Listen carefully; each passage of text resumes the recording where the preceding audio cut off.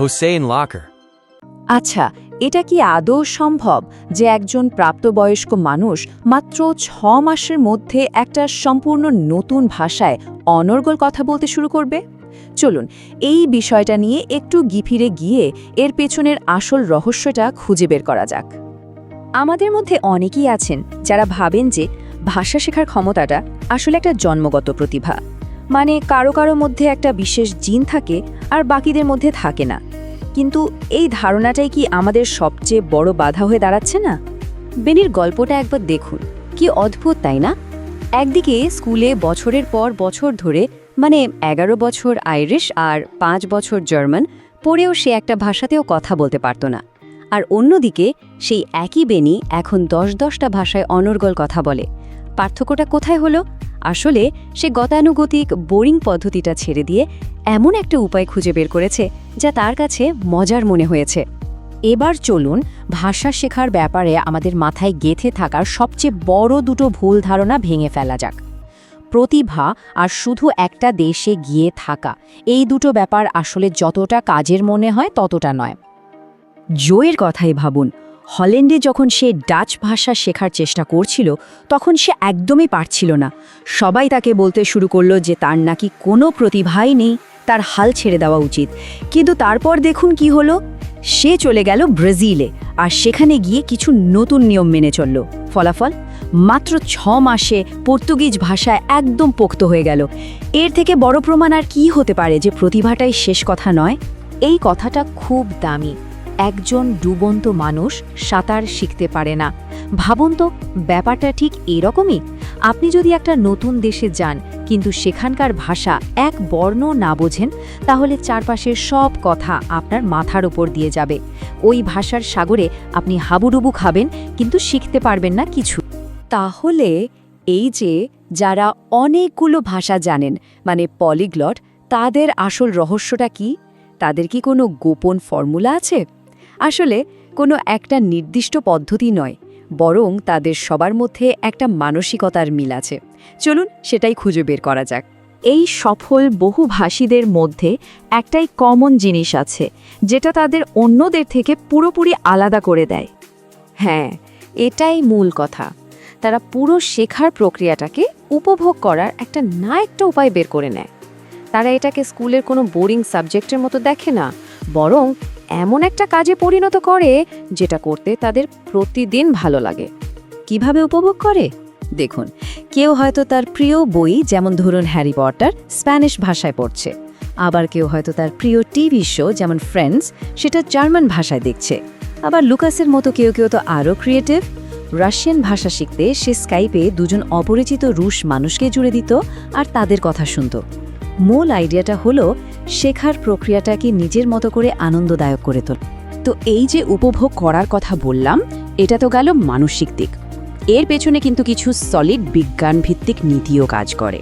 চলুন এখন সেই নীতিগুলো নিয়ে কথা বলা যাক। মূলত 5টা নীতি আছে। 1. প্রাসঙ্গিকতা, মানে এমন কিছু শিখুন যা আপনার কাজে লাগবে। 2. ভাষাকে একটা হাতিয়ার হিসেবে ব্যবহার করা, প্রথম দিন থেকেই কথা বলার চেষ্টা করা। 3. বোধগম্য ইনপুট, মানে না বুঝে মুখস্থ না করে বার্তাটা বোঝার চেষ্টা করা। 4. শারীরিক প্রশিক্ষণ, কথা বলাটাও যে একটা ব্যায়াম সেটা মনে রাখা। আর 5. মানসিক অবস্থা, একদম রিল্যাক্সড থাকা আর সবকিছু নিখুঁতভাবে বলার চিন্তা না করা। স্টিফেন গ্র্যাশেনের একটা গবেষণা দেখুন।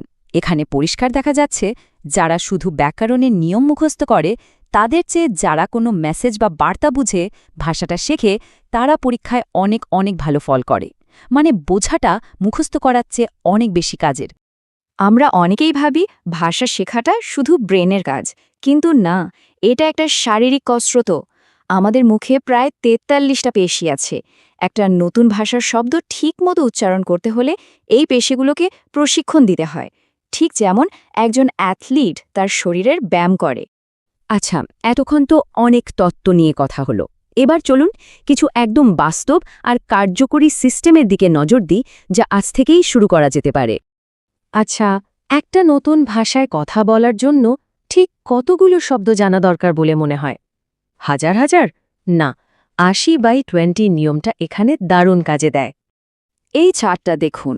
অবাক করার মতো ব্যাপার হলো ইংরেজিতে সবচেয়ে বেশি ব্যবহার হয় এমন মাত্র 1000টা শব্দ যদি জানা থাকে, তাহলেই কিন্তু রোজকার কথাবার্তার প্রায় 85% বোঝা সম্ভব। তার মানে অল্প কিছু জরুরি শব্দের উপর ফোকাস করলেই অনেক দ্রুত উন্নতি করা যায়। এই ল্যাঙ্গুয়েজ প্যারেন্ট বা ভাষার অভিভাবকের আইডিয়াটা কিন্তু দারুণ। ইনি এমন একজন শেখার সঙ্গী যিনি আপনার ভুল ধরিয়ে দেওয়ার জন্য বসে থাকবেন না, বরং আপনি কি বলতে চাইছেন সেটা মন দিয়ে বোঝার চেষ্টা করবেন। এতে একটা নিরাপদ পরিবেশ তৈরি হয়, যেখানে ভুল করার ভয় ছাড়াই কথা বলার অভ্যাস করা যায়। ঠিক যেমন একটা ছোট শিশু তার বাবা মায়ের সাথে কথা বলতে শেখে। ভাষা শিখতে গিয়ে একটা খুব কমন ভুল আমরা করি, সব কিছু মনে মনে নিজের মাতৃভাষায় অনুবাদ করতে থাকি। এটা কিন্তু শেখার গতি অনেক কমিয়ে দেয়। এর চেয়ে অনেক ভালো একটা উপায় আছে। এই পদ্ধতিটার নাম ডিরেক্ট কানেক্ট বা সরাসরি সংযোগ। পুরনো পদ্ধতিতে কি হয়, আমরা একটা নতুন শব্দ শুনি, সেটাকে নিজের ভাষায় অনুবাদ করি, তারপর সেটার একটা ছবি মাথায় আঁকি। কিন্তু নতুন পদ্ধতিতে নতুন শব্দটা শোনার সাথে সাথেই সেটার ছবি বা অনুভূতিটা সরাসরি মাথায় চলে আসবে। মাঝখানে অনুবাদের কোনো ধাপই থাকবে না। যেমন আগুন শুনলে আমরা সরাসরি আগুনকেই ভাবি, অন্য কিছু না। এখন সবচেয়ে বড় প্রশ্নটা আসে, এই ব্যস্ত জীবনে শেখার জন্য সময় পাবো কোথায়? আসলে আলাদা করে সময় বের করার দরকারই নেই, বরং আপনার প্রতিদিনের রুটিনের মধ্যেই শেখাটাকে ঢুকিয়ে নিতে হবে। এই টেবিলটা দেখুন, কি সহজ একটা সিস্টেম। ধরুন আপনি যখন অফিসে যাচ্ছেন বা ঘরের কোনো কাজ করছেন, তখন শুধু নতুন ভাষাটা কানে শুনুন। প্রতিটি শব্দ বোঝার দরকার নেই, শুধু ভাষার ছন্দটা অনুভব করুন। একে বলে ব্রেইন সোকিং। আর প্রতিদিন সকালে মাত্র 15 মিনিট নতুন শব্দ শিখুন। আর সপ্তাহে 2 দিন মাত্র 20 মিনিটের জন্য কোনো বন্ধুর সাথে কথা বলার অভ্যাস করুন। ব্যাস, এভাবেই শেখাটা আপনার জীবনের একটা অংশ হয়ে যাবে। তাহলে শেষ কথা হলো, যারা ভাষা শিখতে গিয়ে বারবার ব্যর্থ হয়েছেন, তারা কি আর একবার ভেবে দেখবেন? হতে পারে আপনার আর অনর্গল কথা বলার মধ্যে দূরত্বটা কেবল একটা আনন্দদায়ক পদ্ধতির, কে জানে, হয়তো সেটাই আপনার জন্য অপেক্ষা করছে।